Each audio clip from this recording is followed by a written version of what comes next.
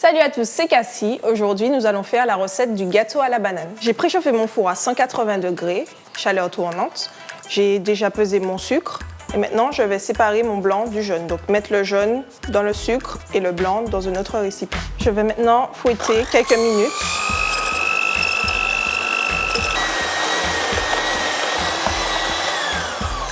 Je vais rajouter mes épices à ma préparation. Donc j'ai déjà râpé de la cannelle. Je vais rajouter ensuite de la vanille et quelques zestes de citron. Je rajoute mon beurre fondu et je fouette.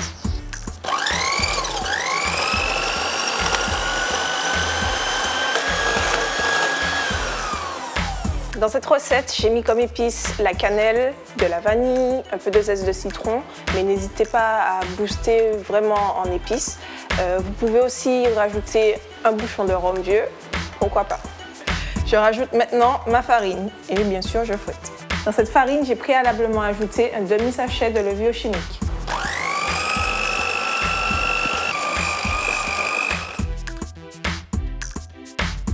Je vais maintenant écraser mes bananes.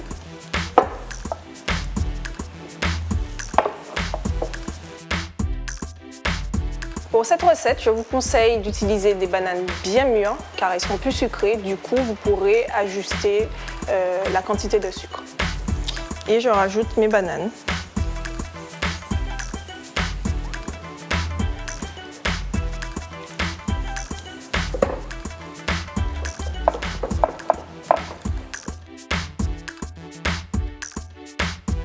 Notre pâte à gâteau est maintenant presque prête et vous vous rappelez des œufs qu'on a séparés, le blanc et du jaune? Bien, maintenant on va faire monter les blancs neige.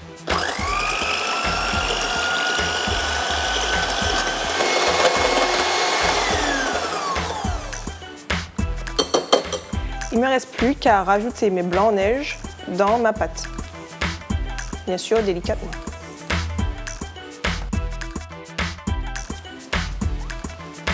Je vous conseille d'ajouter les blancs neige à la fin, comme j'ai fait pour cette recette.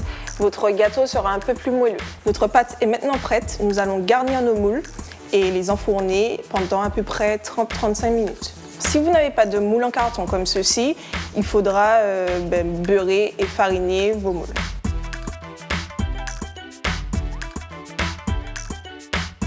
Après 30 minutes au four, nos gâteaux sont cuits. Je vais maintenant les démouler.